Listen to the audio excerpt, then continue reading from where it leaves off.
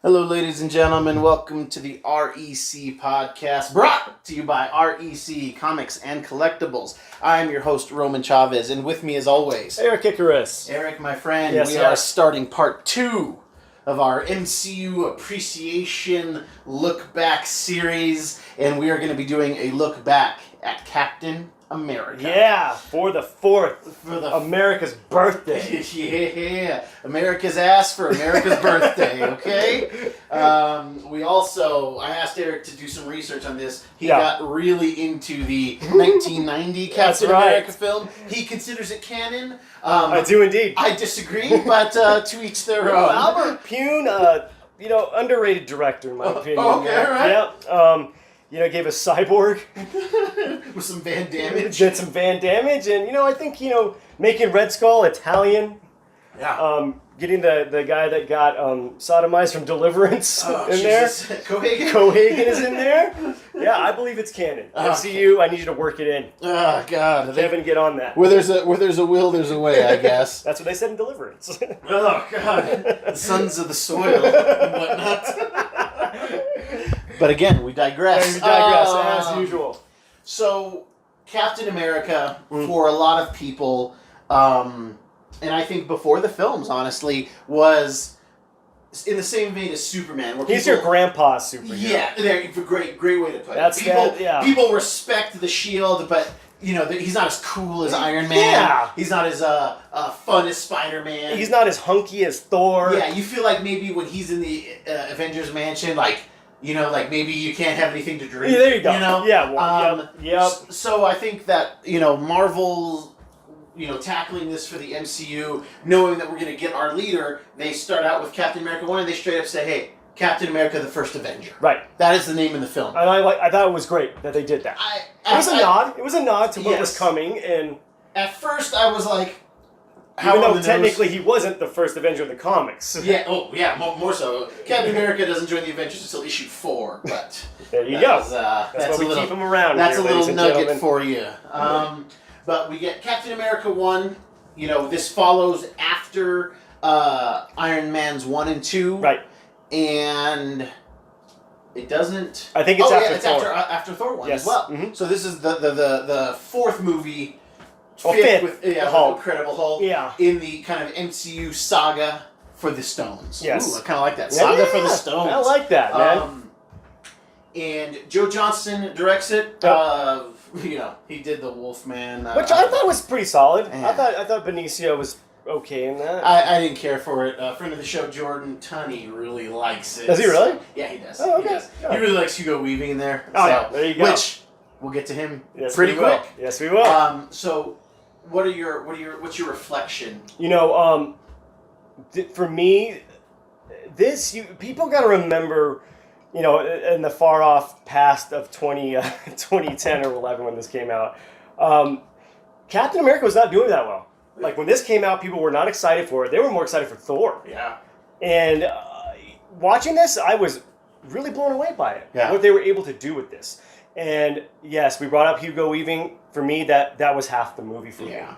Like he played that so well, and I'm bummed he didn't come back. But. Hugo Weaving's Red Skull, and I mean he's kind of some of our first characters, on the scene. Yeah. In there, we see some Shield agents uncovering the ship. Yeah. That Cap, we know he's got to put it in the water. But really, right up, we see the Red Skull. We see Johann Schmidt before we see Captain America. That's right. So, and I mean, so good. Yes. So good.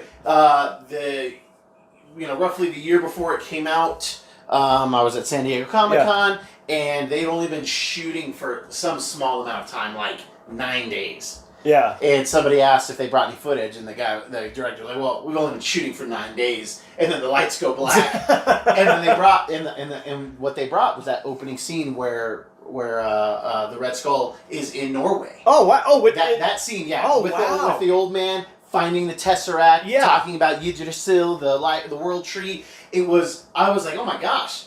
and it was almost completely rendered. Like when they bust down the monastery doors, it's green behind the tank. Yeah. But like the monastery's there, the tank is there. Like it was really. So it looked pretty good. Oh yeah, it looked great for them only shooting for 9 days, and it really changed my perception of a shooting schedule. Gotcha. And now I judge most films when they're like, oh, we don't have anything to bring when they go to a convention like that. It's like Marvel brought us 9 days of footage, and it was amazing. Right. So, but it was funny because somebody asked, Hugo Weaving was there at the panel, somebody asked Hugo Weaving if he would do the Red Skull accent, and he was like, look, I don't actually have it exactly how I want it yet. Oh! Yeah. So he was still working on the character. Yeah.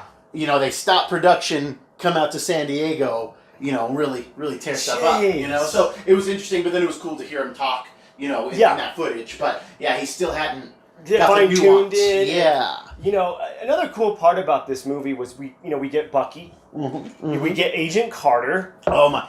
You stole that right from me, man. I mean, arguably my favorite thing of Captain America is Haley Atwell's Agent Carter. Yes, I love her character. You believe her. She's so young in that movie. Yes. She's so young, but she conveys wisdom and strength. And she's a strong female character and one of the most beautiful women in Hollywood as far as I'm concerned. There you go. And, you just know that if she had been given the serum, she could have been Captain America. For sure. Or Captain Britain, whatever you want to talk Britain. about. Let's do that. Which we'll get a little bit, I think, in that What If there you go. series is what I'm hearing. You know, I love the way that they bring him into it. You know, it's Stanley Tucci plays the scientist, right? Does a great job. Erskine, and you know it's cool how they're considering one of the bigger guys because you know if you don't know the story of Captain America, he's a scrawny. Steve Rogers is a scrawny, sickly guy. Yeah, and you know they bring him into the project, and the way that they see that he's Captain America is that they Tommy Lee Jones's character throws the dummy grenade, and Steve is the only one that jumps on it, trying to save everyone's life. And Tommy Lee Jones' character is trying to show. Erskine that Steve doesn't have what it takes. Right. He's a weenie. He's like, this other guy is strong and he's fast and blah, blah, blah. And when he throws it, that guy scurries. Exactly. And then Steve and Haley Atwell both go for the grenade. Yep.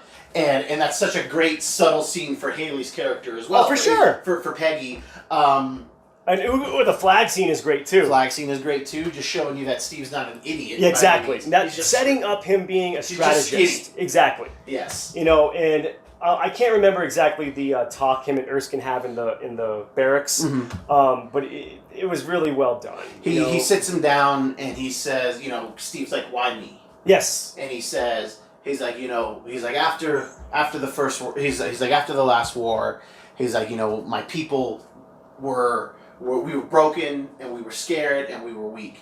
And then Hitler comes in with his marching and his speeches, and he tries to give us strength. Yeah. And one of my favorite lines in the movie is, he says, people forget the first country the Nazis invaded was their own. Oof. And I think that's such a profound line. Dang. And, you know, he talks about how Hitler hears, Hitler's right-hand man, Johann Schmidt, hears about Erskine's, potion. Yeah. And is like, oh, I want it. Give it to me. And he's like, you know, it's not ready. He's like, you don't, you know, basically tells me you don't deserve it. Right. And they make him, you know, use it or give it to the Red Skull. And the side effect, because it wasn't ready, is it gives him that face. Yes. You know? And he tells Steve, he's like, we have tons of big men. He's like, maybe we need a little guy out there. And he's like, you know, the serum, if you're bad, it makes you worse.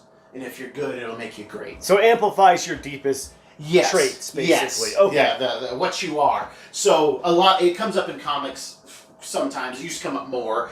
And Tony Stark even says it in Avengers 1, you know, everything good about you came from a bottle. And like the idea is like, no, like Steve he was worthy of this. Right. Amongst other hammers. And and you know, because he's a good man. Right. He's like, you know, you gotta do what you gotta do, but you gotta stay a good man. Right. He tells him. Yeah, that's right. Yeah, it's a very great scene. That's probably my favorite scene in the movie. Quieter scenes, rather. Yeah. You know, I mean, granted, you know, you go back and watch it. Some of the fight scenes aren't they're not what the MCU is now. They're not what they get to even by the next film. Right. Oh yeah, we'll get there. You know, I thought it real cool about the first movie was they tied the comic book into the actual movie because you know they basically make Captain America a commercial for the U.S. Army. Yeah. Like he sells war bonds. Yes. And he's a recruiter. There's a 10% increase in every city he goes to. There you go.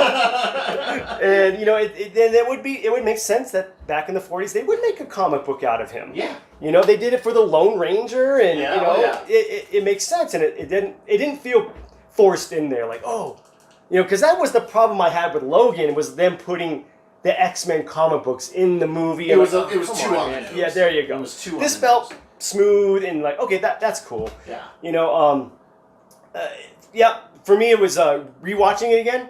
I liked it. Yeah. Even more from when I first watched it, dude. Interesting. You know, I'm not gonna lie to you. When we first heard the casting, it was Chris Evans. I was not on board. I was like the guy from Not Another Teen Movie.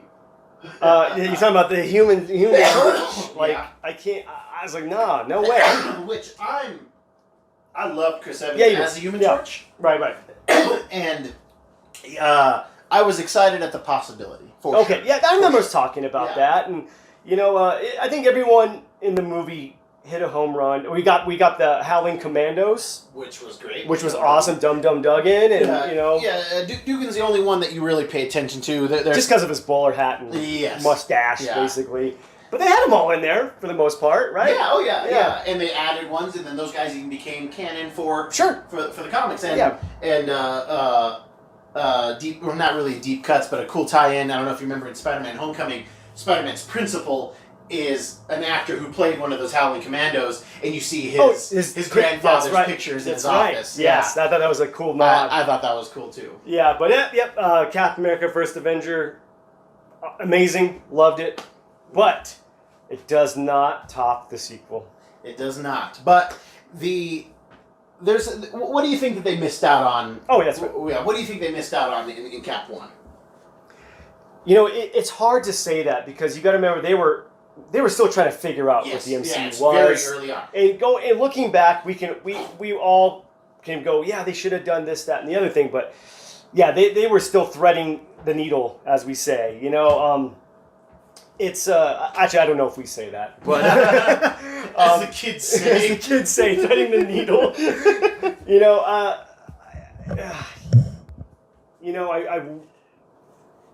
I have nothing, man. Okay. I really don't, man. I could say, hey, man, I wanted some more Avengers nods. Yeah. Which we did get it in the beginning with the Thor, the Tree of Life and everything, and them alluding to Norse mythology. Yes. That's amazing. Yes. I mean, they even say the treasure of Odin. There you go. I mean, there's nothing I could have personally would have wanted to make it better at that point, you know. Yeah. Okay. What about you?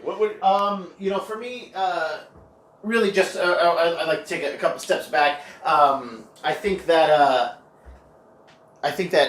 Chris Evans' portrayal of Steve Rogers not only hit the nail on the head, but also redefined, just in the exact same way that Robert Downey Jr. did for Iron Man. Chris Evans, like now when I read those comics, I hear Chris Evans' voice. Right. Whereas I did hear an older man when I was younger. Yeah. I did hear an older man's voice when I was reading, and you know his just genuine like sincerity and like how he cares. Like another great line, Erskine's like, you know, so you want to kill Nazis? And he's like, no, I don't want to kill anyone. Yeah. I just don't like bullies. Yeah. He's like, I don't care where they're from. Yep. And I just, you know, he really and truly conveys what it meant to be Steve Rogers. Right. Steve Rogers, just as much as Captain America, like, people will get behind the symbol of Captain America, but they'll follow Steve Rogers. There you go. And, you know, I thought it was going to be difficult, and I think it is difficult, and Chris Evans just knocked it out of the park. He did great. I mean, even getting the I can do this all day. Yes. Like, you're like, man. And it's a great line, and we get it 4 times throughout the MCU, and it doesn't get old for me. Right. And they even, he even jokes about it. Like, yeah. And that's awesome. It gets old for him, but it doesn't get old for us, you know?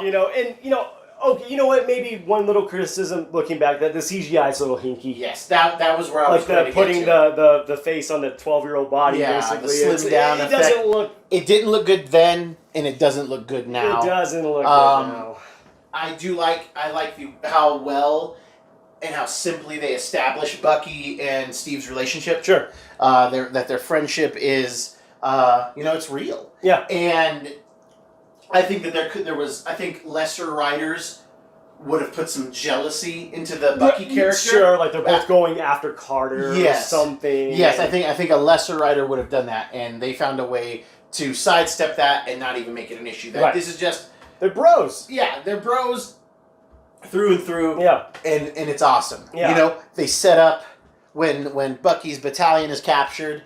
They set up some very interesting, what sort of foreshadowing for Bucky. Like what were they working on him when he's found? Because the other guys are in cells, and Bucky's like on an operating table. Right. So it was a really they knew what they were going to do. Right. Well, going back to that time, you actually were like, I know what they're doing here. Because at this point, a lot of people definitely because there was no MCU fans. No, there was Iron Man fans and a couple Thor fans, and maybe it's not what it is now. No. So now people are like, oh, when they saw Mysterio, people went to Wikipedia and they looked at Mysterio. Totally. For Far From Home. Yeah. But at this point, the casual moviegoer did not know the significance of Bucky in the Captain America universe. Real quick, did you sit next to anybody who didn't know?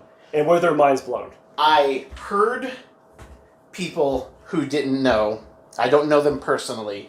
But they did not know going into the Winter Soldier who the Winter Soldier was, and it blew their mind. Okay. They came. Actually, no. They came into the comic book store, and they were like, "Did you know this?" And I was like, "Yeah." Because it was a brand new story. It was only a few years old. Right. Another nod. Ed Brubaker wrote that. This guy just writes all of our favorite stories. I mean, in the last, this guy, he's been doing more indie stuff, but the stuff he did for Marvel. Oh. I mean, he just arguably some of our favorite books collectively. Some of the best versions of these characters in my lifetime have been done by Brubaker, and then Brubaker and Fraction did Daredevil, I believe, and Iron Fist. Yep. So, but off topic again. The biggest misstep for me is the CG. Yeah. And the way that the movie is shot. It's shot, and obviously it's shot different than the next two because of who's directing that. For sure. Yeah, it looks like it's really trying to be a spectacle. Right. Like they throw in those Dutch angles here and there. Thank you. I didn't know that was called. Yeah. Just a lot of strange angles. And they did that in the Thor movie too. It's not bad. It's just not what I'm looking for. For sure. It's just not what I was looking for. And again, they were trying to find their footing. I didn't know what I was looking for after that first movie. There you go. I found what I was looking for in Captain America: The Winter Soldier. Oof. This is arguably I'd say our favorite solo film. Yep. For me, it's and I love that it's a toss up between these three because for me it's on any given day it's Winter Soldier, Iron Man 3, or Thor Ragnarok. There you go. Which I dig that it's that type of race. Totally, yeah. Three different kinds of movies. Yes, three different kinds of characters. Oh yeah. But this one, when this came out, this made me feel like the first time I watched The Dark Knight in theaters. I was like, wow. They're redefining what a superhero movie is. Right. While also still being a superhero and still movie. Staying and playing with the rules of the universe. Yes. Not trying to rewrite the rules. Yeah. Playing within them and making them fun. There you go. Right off the bat, it's sweet, and it's just we see Falcon running. Yeah. Oh yeah. On your left. Ooh. I mean, a simple line that would come to have more significance to us later. Yep. And how they made that a tear-jerking moment, I'll never know. I'll never know. So we get our introduction to Falcon. Yes. We get I love Steve and Nat's friendship. Yes. I love it. Yeah. Like they are full on not attracted to each other. They are full on just like. I mean, that might be his third best friend. There you go. Like I loved that they established their friendship. For sure. And I think that is overlooked by a lot of people. And for me, it really in Endgame when they come back from the time heist, he understands what's going on first. Right. You know, Yeah. he sees Clint and knows exactly what happened. Yeah. And you see it in his eyes again, facial expressions. You guys know I love them. Same thing when Tony snaps. Steve's looking up, and then really quick, it's at the cut. He looks down, and his smile disappears immediately. Oh. Like he sees he's like looking up in awe, and he looks down. And like the first thing he looks at is Tony, and like it's a quick cut. But, like, you see his reaction to seeing Tony for the first time. Man. If you didn't catch it, it's re-released in theaters if you want to check that out. But, again, Chris Evans just subtly and masterfully really conveying emotion. Oh, for sure. I mean, we get, for me, like, the opening of this movie, like you said, we get Sam, we get Nat picking him up. Yeah. I mean, it's cool how they were able to build Sam and Steve's friendship within 3 minutes. And like they have, boom, charisma or chemistry together. Like everybody has chemistry in there. Dude, yeah, you ain't kidding. Directed by none other than Anthony and Joe Russo, the guys who picked up the mantle from Joss Whedon. Yeah, not an easy mantle to lift. They Let's put it this way, Joss. We know it took 2 dudes to replace you, man. Yeah, seriously, yeah. man. I no, it took 4. 4. There you go, man. Marcus and McFeely, Christopher Marcus and Stephen McFeely, the writers. Yeah. So those writers had love for you, man. They wrote Cap 1. Yep. They wrote Cap 2. Yep. Cap 3. Thor 2, which was better than Thor 1. I did. Yeah, you're right. And Infinity War and Endgame. So these guys, you know, they get a free drink. If I ever see you guys out there, oh yeah, you get a free drink. All right, I like it. Yeah, I'm buying. Okay, I'm buying. But they really set up this spy, like just on the fringe of noir. It's right there, man. You know, and they're kind of their opening mission on the Lumerian Star, which was awesome because if you don't watch Agents of S.H.I.E.L.D., we see Agent Sitwell in Agents of S.H.I.E.L.D. get his orders to go to the Lumerian Star. Wow. Yes. See, why don't they do that anymore? They need. I think they're going to come back to it, and I'll talk to you about that after the show. Oh, cool. And we'll talk about it on another show. Sweet. So that's when they were seriously tying in Agents of S.H.I.E.L.D. into the MCU. And I'll even do it. I've talked about it before, but I'll talk about it again.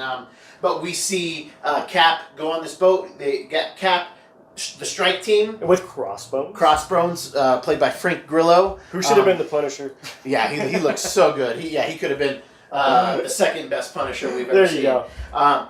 And right off the bat, they change what we think Captain America's power set is. Oh, yeah. And I'm totally fine with that. Oh, me too. When he jumps off the plane without a parachute, for one, okay? Because in Avengers 1, he had jumped off the plane with a parachute. Exactly. Obviously, he knows he's going to land in the ocean here, but that's neither here nor there. I still feel like he could stick the landing. He sneaks onto this boat. Yep. And I remember when I took you to watch this movie. Yep. And I do this a lot with when I take Eric to movies. I look he knows at him when I'm going to like. I look at him when a moment's coming up, and when Cap kicks that dude, that push kick, and he just like Eric did that in the theater. Oh, like audibly, and then we all know what else happens. He's throwing the shield at guys. He is like messing people up. Like this is Cap wrecking shop like we wanted him to wreck shop. Yes, we always kind of he always like does like some good fighting and this and that. Sure, but no, in this like. He's just better than you. It's on full display. Yeah. He's just better than the people he's fighting. Exactly. We get Batroc the Leaper, played by George St. Pierre. That's right, yeah. That's right. Of MMA fame, former champion, 27-2 maybe? Anyway, fantastic mixed martial artist playing Batroc the Leaper, who in the comics is French. That's right. And his kind of thing is that they have a martial arts known as Savate, and Savate is a lot of kicking. Yeah. George St. Pierre is French Canadian, so he got to kind of use his French. We see Cap speak to him in French too, which is cool. An excellent fight. Oh yeah. The hand-to-hand fight scenes like this reestablished for the men. Black Widow was already doing this for the ladies. Sure. She was making fights a different way. and simultaneously Black Widow is also on this ship and just wrecking shop. Oh yeah. So I really think that their fight choreographers that they got for the Winter Soldier, those guys must have got so many jobs after that. Oh yeah, because it felt hard the way the Russos directed it. It hit hard, and it really made me like reappreciate Captain America for sure. Because I can say that Chris Evans made me appreciate like what Steve Rogers means. Well, the character. Yes. He made you believe and love the character. Yes. The Russos and the fight choreographers made like, wow, that's really Captain America. Yes. Like this is how Captain America fights. Exactly. He sees things, he can do them. He's a muscle mimic, and nobody really talks about that. Right. And yeah, I just love the hard-hitting nature of this film. I mean, everything in it. You know what's cool on a side note is they gave us an awesome Black Widow espionage movie too. Mm-hmm. Like I remember saying like, wow, this could have easily just been a Black Widow movie too. It was like a buddy spy movie. Exactly. She was every bit the co-star. Oh yeah. Like it should have been Scarlett Johansson and Chris Evans. For sure. Like either of their names could have been split. Oh, for sure. And honestly, this is one thing that I think Joss really missed. I don't think Black Widow has any personality in his films. Nope. She doesn't have any personality. No, he tried in Age of Ultron. He tried adding the Bruce and thing, which I loved. Right. I absolutely loved that. For sure. But the Russos found out who Natasha was. Yes. I love her. You're right. I don't give Joss enough credit. But definitely in 1, she's not as strong. But in 2, she's better. Especially when you find out she knew about Hawkeye's family and all of that. Right. That they're friends. Exactly. You know? But the Russos, Marcus and McFeely, really, and obviously Scarlett Johansson she's a different Black Widow in Iron Man 2, both Avengers, and then this movie. Yep. But from this movie on, she is that character. She made it her own. She found the voice that she was trying to do. Oh, for sure. Would you be fair to say this is the movie that set the tone to the MCU we have now? Yes. This was. Oh, I like your thought process there. Okay. This was after Age of Ultron. Right. And this one was like, okay, and I don't think the Russos had been given the keys yet. Right. For Avengers. No. So when no, hold on. Are we flip flopping? We are flip flopping. This Age of Ultron hadn't come out yet. Okay, so this is right before. Before Age of Ultron. Okay. Because remember in Age of Ultron, he's like, technically I'm a thug for S.H.I.E.L.D. That's right. Yeah. He's like, well, technically you're unemployed. There you go. So, apologies, guys. We're working it out. It's a lot of movies. Sorry. Yes, it is. So, yeah, I agree that I think that Kevin Feige and the MCU and the Marvel Studios were comfortable with their breakup with Joss Whedon, knowing they had these guys in the chamber. Oh, right. 4 guys. I mean, we should just call them the 4 Horsemen. I mean, let's be real. Boom. The Russos... Marcus and McFeely, they are the 4 horsemen of the end game. Yeah, there you go. There you have it. You heard it here first, guys. I love it. Oh, man. What about you? Because that first opening sequence is so important. Oh, yeah.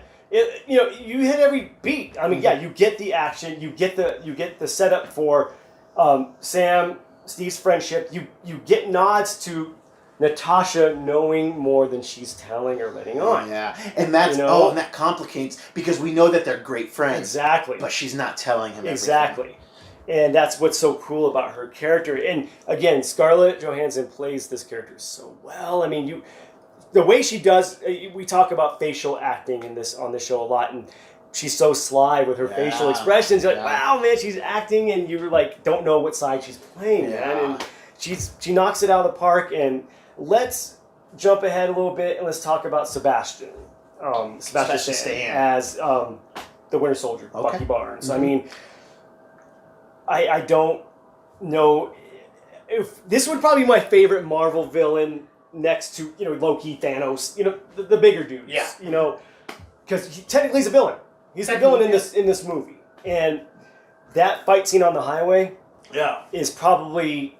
I would say it's in my top 3 fight scenes of all time. Oh, yeah. Like, these guys are going... It shows what their strengths are. Mm-hmm. Like, Bucky is definitely leaning into his arm more to try and combat Steve. Steve's going to be a little more faster, but you could tell Bucky's a little more aggressive. Yes. Like, he's getting the edge on Cap, And then just that scene when the mask comes off. And then he's like... The reveal. Yeah. I wish they wouldn't have shown it in the trailer. Right. Because, again, we know it. as fans, but there were pockets of people that did not. Sure. And I did not tell anybody. Right. If somebody was like, "Tell me about the Winter Soldier," I'd be like, "Okay, what do you know right now?" Right. And if they didn't know that it was Bucky, I did not tell them. Nice.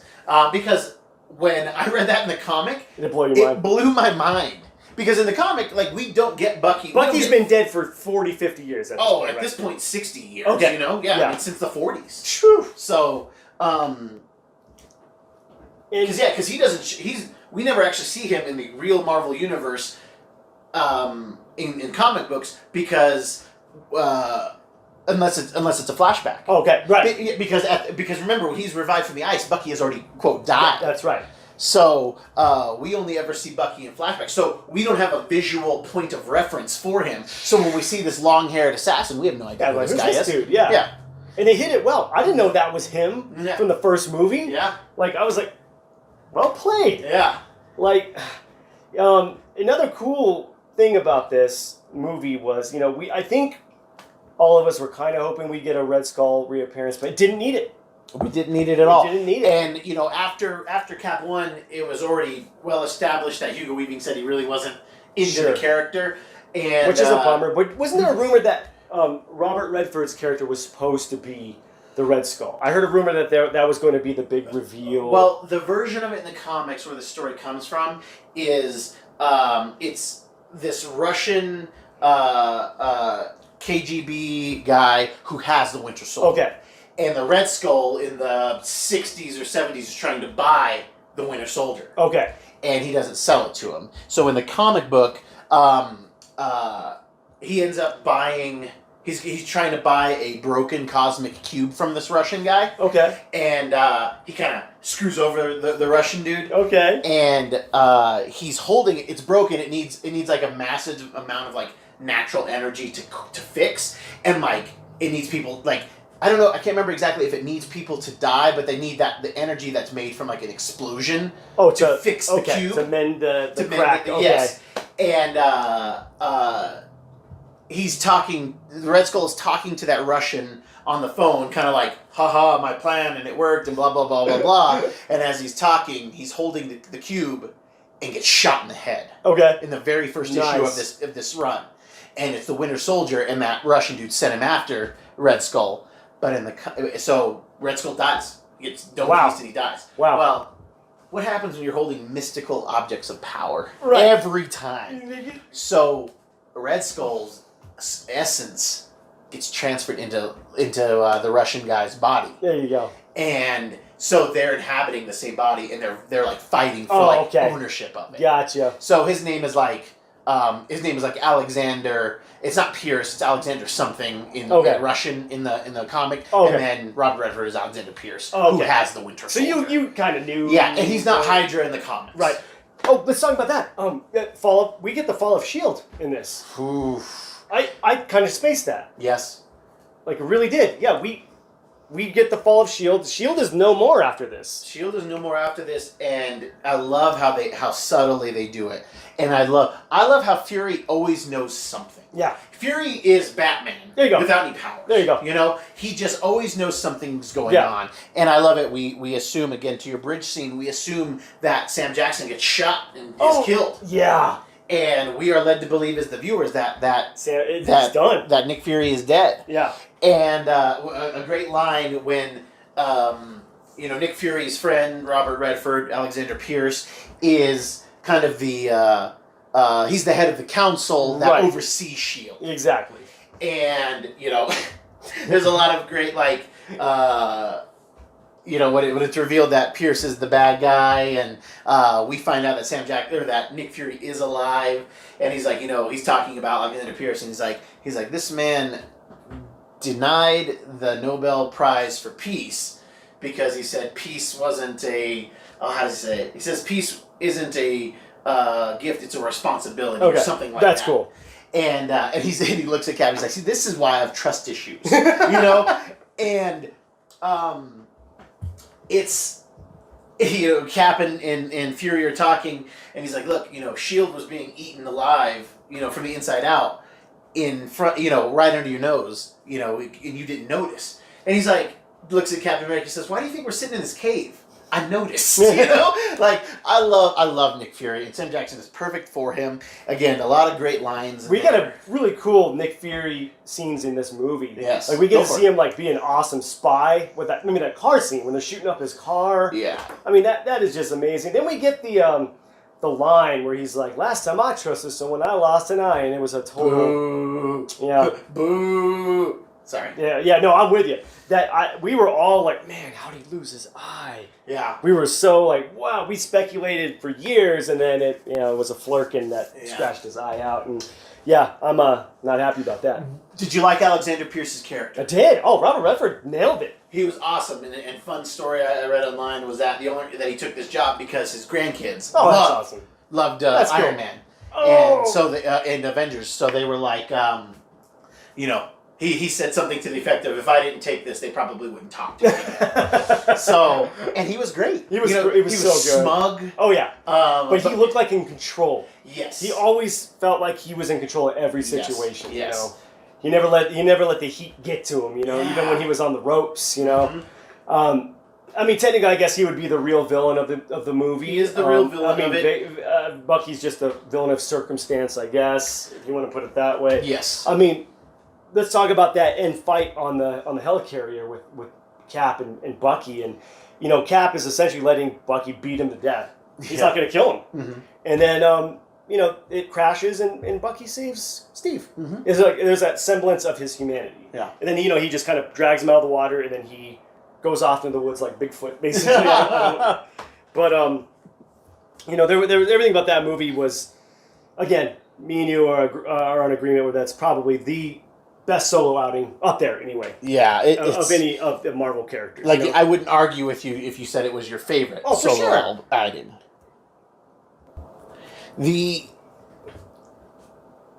Just the reveal of how impactful Hydra still was. Right. Because Cap basically dies, in World War II, believe the Red Skull is dead. Yes. He goes into the ice thinking that Hydra is gone. Right. Or at least he's content because he knows that the Red Skull is gone. Right. And he knows, okay, Peggy's out there, the Commandos are out there. They can handle the rest of, the head is gone. Yeah. Will 2 more, grow? Who knows? But right.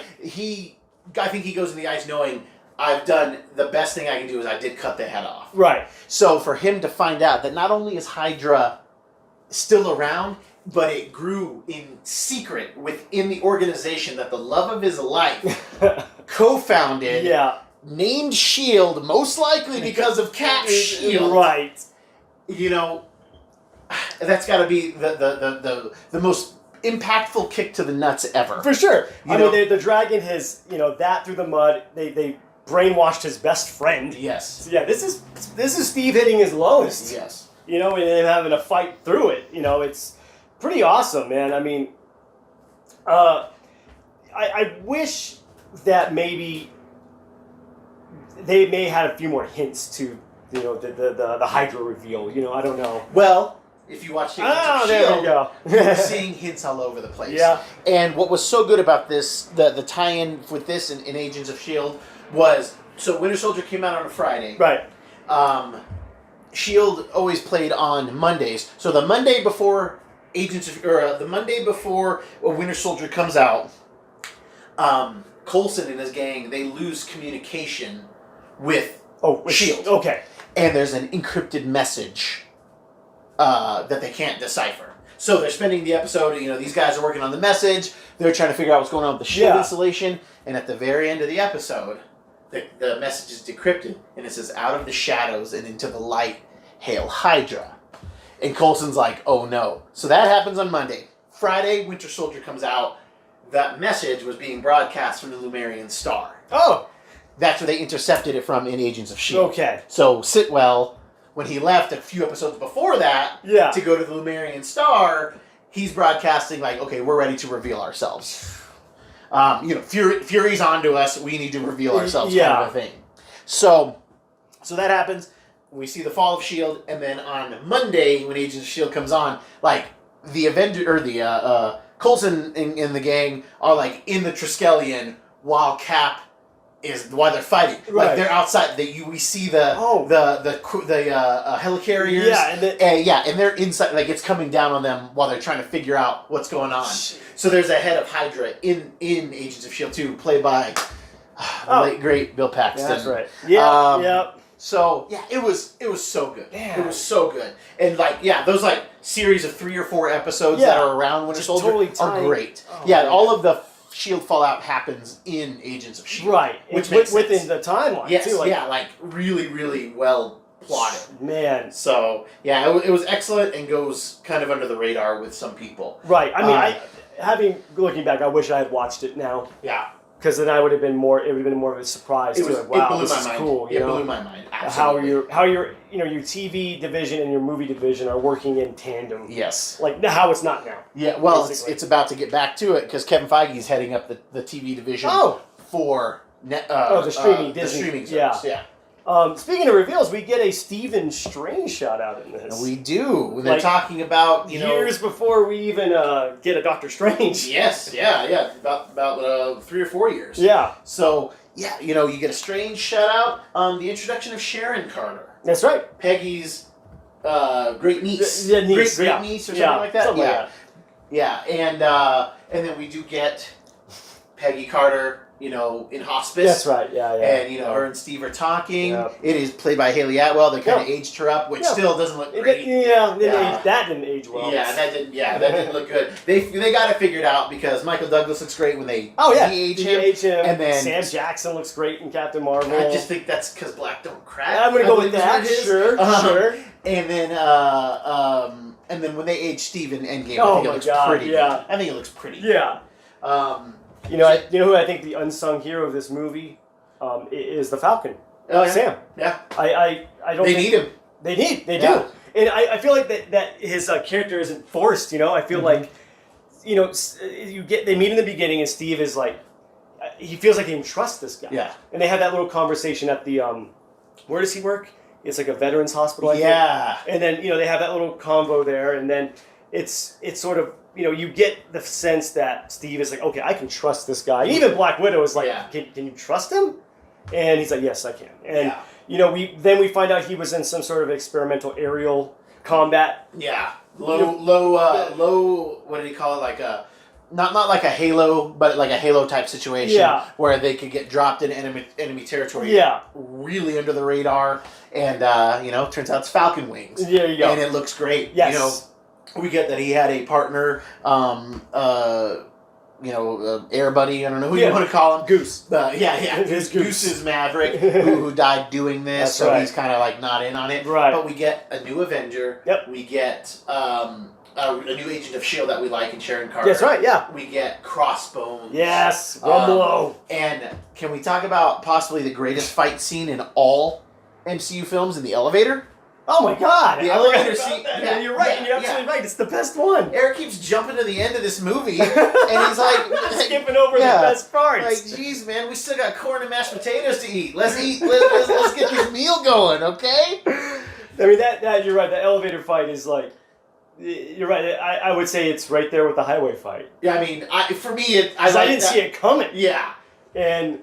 When I was at Comic-Con the year before, was that was the scene? Yeah. Oh so they just show. So the scene that they show is Steve walking in the elevator and saying for whatever, and then we get the fight. And Grillo says, or Frank Grillo, Crossbones says, he's like, it's messed up what happened to Fury, man. It's messed up. I'm sorry.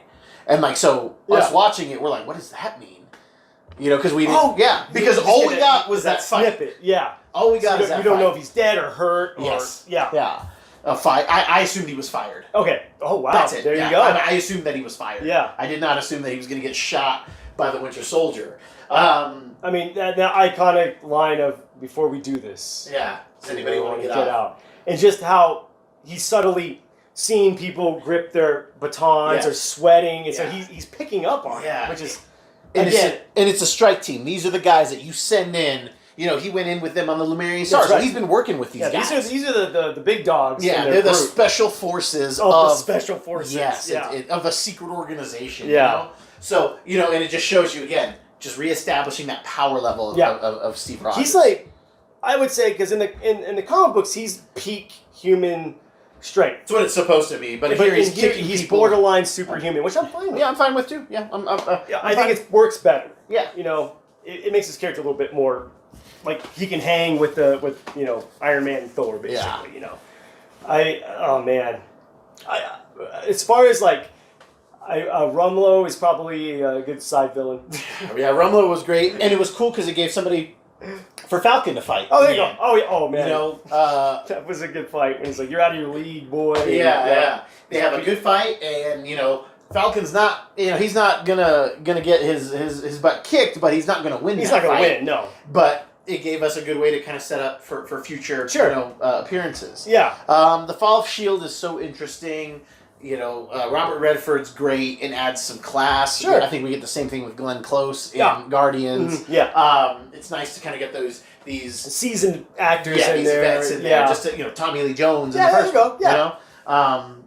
And overall, I mean, what a great start. Okay. Cap 1 is good. Sure. Cap 2 is, oh my gosh, like how did it get this good? Exactly. How could they follow it up? Well, they followed up by making Cap 3 an Avengers movie. There you go. It's Avengers 2.5. 2.5. And, I don't want to talk too much about the fight. The airport scene? I want to stick to the Cap storyline that continues in here. Oh, yeah. Because I feel like that, in a way, it could have played it could have went in backseat of that movie, but it doesn't. No. What's cool about it is, like, Cap's plot drives that movie. Yes. And those people just are characters in the movie. Yes. They don't overtake Cap's plot. Yeah. I mean, even RDJ doesn't overshadow Steve in this movie. No, I mean, he's... for me, he steals the show in terms of... Yeah, but... This is my favorite version of Tony Stark was in this movie. Right. So in this one, we get more on the Winter Soldier. We get some more on his past. And, he's in hiding since the events of Winter Soldier. And Cap and the Avengers are, doing their thing. They're doing their thing. Yep. They create an incident... where they're fighting Crossbones, and Wakandan emissaries. There we go. Get killed. So this is kind of our first... This is actually our first hint at... Or our first... Because they don't say it in Cap 1. The vibranium. Okay, yeah, because they couldn't. Vibranium. They couldn't at that point, yes. Right? Yeah, they couldn't talk about Wakanda. So this is our first time of us actually hearing about Wakanda. No, it's our second time. Yeah, because Ultron, I think they bring it up. Or they're in there with the whole... That's true. I apologize for that. But we have these Wakandan emissaries that get killed in the wake of the Avengers trying to stop Crossbones. Right. And it brings into question, does the world need Avengers, and who do they report to? Right. This creates a division between Steve and Tony. Oh, yeah. And all the while, a bomb goes off at a summit where they're going to sign what they're calling the Sokovia Accords from the events of the Avengers Age of Ultron, which we'll talk about in another show. Yep. And while they're there, it looks like the Winter Soldier sets a bomb and blows up near the summit in a vehicle and kills the King of Wakanda. There you go. And then that's when we get our introduction to T'Challa. That's right. I can't believe how many people have been introduced in the Captain America franchise. For sure, yeah. So many great characters. Definitely. Played by Chadwick Boseman. And this kind of sets an event. It schisms the team. Some people side with Cap. Some people side with Tony. And, it's a big deal because Cap kind of wants to keep Bucky safe because Bucky says he didn't do it. Right. And he believes. Yep. But there's some nefariousness afoot, and there's a new player on the board. That's right. Baron Zemo. I know. I always forget the actor's name. I do too. And I feel bad. He's Austrian, and he's great. He was in Inglourious Basterds. Yeah. He was great. Yeah. I think he's a very cool villain because he has no powers. Yeah. Essentially, and no real political pull. Yeah. He's just a normal dude. Yeah. With patience. Yes. And that's dangerous. Yeah. That's more dangerous than having energy beams or money. Yeah. Yeah. Patience can take anybody down. The ultimate story of Bucky being the Winter Soldier and killing the Starks. Oh, yeah. You know, like the Civil War turns out to be less about, signing the Sokovia Accords or not, but ends up boiling down to this is a story about Cap, Tony, and the Winter Soldier. That's right. We get the death of Peggy Carter in this. That's right, yeah. A very, very sad moment. And then it's revealed that Sharon is the niece, the great niece of the woman that he loved and somebody that he cares about.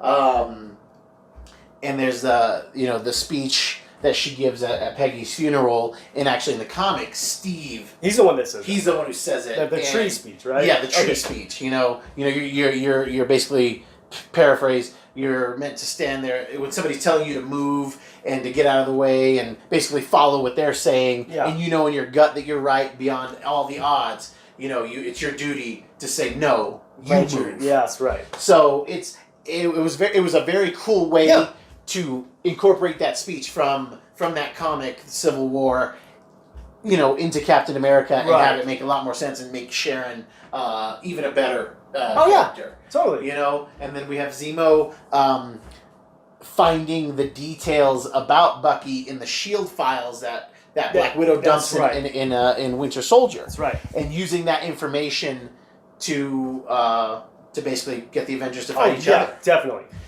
Because his family was from Sokovia and they died during the events of Age of Ultron. What are some things? The movie's so good, and we'll talk about it more in the Avengers. Probably because it's pretty much an Avengers movie. Yeah, but we're trying to keep it Cap talk here. Yeah, that's why we're trying to leave out a lot of the the Vision. The airport which is great. But we'll get there. Yeah, but when it comes to that main story, how did you feel about it? About Bucky killing the Starks? I mean, that's a reveal I don't think you saw coming, right? Because that wasn't in the comics, right? It's not in the comics, but they... we didn't even talk about Zola in Winter Soldier. Arnim Zola. But... Who was that? The computer guy. Oh, yeah. Who made it. But he's the one who shows it. He's showing us clippings. Okay. From, he's like, when history needed correcting, we would do it. And you see the Winter Soldier, and then they show the Starks, so you do get a... You do get a... Yeah, we know that going into... Oh, we do. Because I don't remember the audience knows that the Winter Soldier did it, but nobody remember... nobody carried that with them. For sure. Nobody was like, oh, this might not be good for Tony. Because obviously Cap knows that but he did it. Yeah. But he knows because Zola tells them. There you go. So, but what did you like that then? So you not remembering, did you like that having that layer to it? Okay. I mean, I think I brought this up in the last episode. Was that's probably you get that awesome. I don't care. He killed my mom. Come on. Yeah, that's just very touching fight. Because there's nothing heroic about that fight. Nobody is right in that room. Nope. They all have different opinions, and nobody is right. Exactly. Except for T'Challa. Yes. He's the only one that sees above it, man. Yeah. And that was kind of cool how they did that. Was able, him being like, it's tearing them apart. It's consuming them. Yeah. I won't let it consume me. Yeah, when he's talking about revenge. Exactly. And you have Zemo with, basically wanting... This is his way of committing suicide. Oh, for sure. He can't kill himself, so he's going to do this, die trying, or they're going to kill him out of... It's suicide by Avengers. Yeah. Basically. Oh, man, yeah. Yeah. That happened to Rumlow. Cooked alive, man. Oh, man. It's hard to hit all the points without talking about the Avengers stuff, but I want to talk about that being Avengers. So, sure. Do you think that there were any missteps in this film? Killing Rumlow. I wish he would have. He's such a great villain, and they should have kept him around. Yeah. He didn't have to die. Yeah. He could have just had a bomb planted up in that building, and then that's his way to escape, and that blows up, and it's like instead of them chasing Rumlow, they should have been evacuating the building. Yes. See, that would have been a cool way to keep Rumlow alive and keep the Accords going towards it. One of my favorite scenes though is it's when Winter Soldier's escaping, and you get this cool fight between. Well, it initially starts off with Tony, and all he has is his that wristwatch thing. This gauntlet. And he puts a little damage on Winter Soldier, but then Natasha and Sharon come in there and it's cool how they were just kind of playing fighting with each other without having to do it, having done it before, and actually kind of hanging with them for a second. You know. I love this the line where because she obviously knows who Bucky is from the last movie. Sure, and but when he gets kind of reprogrammed with by Zemo with that book, you know, he's just kind of in kill mode, and I like when she's like, you could at least act like you recognize me, right, you know, like, you know, he doesn't know who she is. For me, a big misstep, and I think, you know, give me more of that movie, but is them killing the other Winter Soldiers and having Zemo do it. Right. It would have been a good moment to have Bucky, Cap, and the Winter Soldier fighting those guys, having to kill them, so it kind of brings them together. And then Tony shows up. No, Tony's there with them. Oh, he's fighting. Like, all three of them are fighting together to kind of like, okay, we can all be friends. Sure. And then Zemo showing it. It's like, man, we just fought together. Exactly. And now you're upset at me. That would have been cool. I would have liked that. For me, it was cool how they subverted my expectations. Like, oh, cool, we're going to get this psycho assassin fight. And then Zemo just domes them. Boom, boom. I get why they did it. But I wanted it too, man. Yeah. I really did. I was like gearing up for that. Like, I thought, this is coming. Because then you could have him you could even have T'Challa show up to help with the fight there you too. go. And just like, we're getting more Avengers stuff. Exactly. But it was excellent how they did it. I just wanted one more fight. Me too. And, you know, who can forget the iconic panel from Civil War in the movie where Cap's holding up the shield? You know, that's cool. Yeah. Cap's holding up the shield, and Tony is using the repulsor rays, and I like how Cap's just beating Tony, just beating him down, and then the suit analyzes him, and then he's able to fight back. Wasn't that from the comic book too? Yes. Okay. Yeah, it was from Civil War. Yeah. He's like, you know, I've memorized my suit has memorized every punch you've ever thrown. Oh, wow. You know, he tells him that. Okay, so he's kind of... So, Cap just can't land any blows on him. Okay, oh my God. It was really, really cool. It was really cool. And, you know, a great bookend to that trilogy. It was, you know, everything we wanted plus an Avengers movie. There you go. So... Yeah, you got a cool Cap movie, and then you got a little side of Avengers. Yeah, you know? and you know... Getting to see Clint and Wanda's friendship, Vision and Wanda's kind of like love beginning. For sure. You know, it was just great, man. It was just so great. Everything about that movie, you know, I don't like it as much as Winter Soldier. Yeah. Just because, again, this is just kind of an Avengers movie. Yeah. You know, and it's still Cap driven, which is great. You get a lot of more Falcon moments. Yes. You get more. What's the word I'm looking for? Friendship with Steve and Sam and that, you know, and showing that Sam's in a ride or die with him. You know, even like him like not liking Bucky. Yeah. It's like, come on, you're getting me into this, man. You know. And guys, we're not forgetting the introduction of Spider-Man. Oh, of course. That pays more to the Avengers side. Exactly. But we do remember that he's in here. Yeah, we do. Holding the shield. How cool is that? Yeah. Come on. So, is then Winter Soldier still your favorite of the three? Oh, for sure. Okay. Absolutely. Okay. Most definitely. Okay. Yeah. I mean, Civil War is great. Love it. But there was just more going on in Civil War for me. Yeah. Like, there was, you got the espionage angle to it. For me, the fighting just kicked it. It was more kicked up in Winter Soldier. Yeah. It felt more visceral, more real, even though it was like him kicking a guy into a truck and moving it. There you go. But it still felt, you felt those hits. For sure. You felt those hits. You know, and which is cool is it was the split of Tony and Steve. Yeah. You know, and how they were able to keep them apart for so long. Yeah. You know, they really held on to that. Like, I'm like, oh, they'll be fine in the next movie. No. Oh, man. Nope. It took a while. You know, it's sad that we, the first two kind of look backs we've had have been, you know, about two characters that are no longer that's right. Very true. Yes. In the universe. Yes. But that's just kind of the way, you know, part of the story, part of the end is part of the story is the end. There you go. You know? Man. Yes. And you know, it makes a lot of sense. I think that we'll probably have to then rank our trilogies at the end. Yeah, oh for sure. Yeah, so start thinking about that. Hard. Start thinking about Sophie's Choice there you go. here in a few months. guys, that has been our show today. I want to thank you so much for tuning in. If you like what we're doing, please hit that subscribe button. Leave us a comment. Write us a review. You can reach us on Instagram at REC Comics. Go ahead and slide into those DMs. Leave us a question. We'd love to talk about it on the show. Eric, what did you learn today? I'm getting stoked to watch Thor again. Oh, yeah. All 3 Thors. Yeah, it's We got to finish the big 3. But yeah, that's what I'm learning. I'm learning that I'm loving the past movies more as I'm watching. I'm like, wow, they got a lot of rewatch value. Yeah, and I'm stoked. Did not think I'd ever wow, I really like Captain America that much. Yeah, like he would be somebody that you root for in the films. And I never thought Baron Zemo would be a villain I cared about. Oh my gosh, yeah. I mean, come on, we all would be in that situation if our family died. Come on. Oh yeah.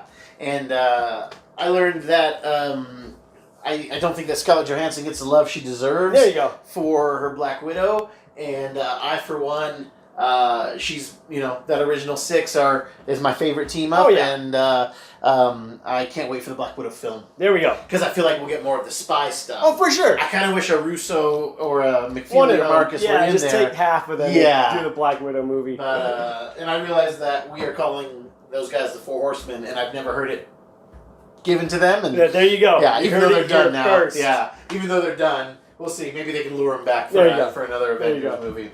Guys, again, thank you so much for listening. I have been your host, Roman Chavez. Erik Icarus. And we will catch you next time.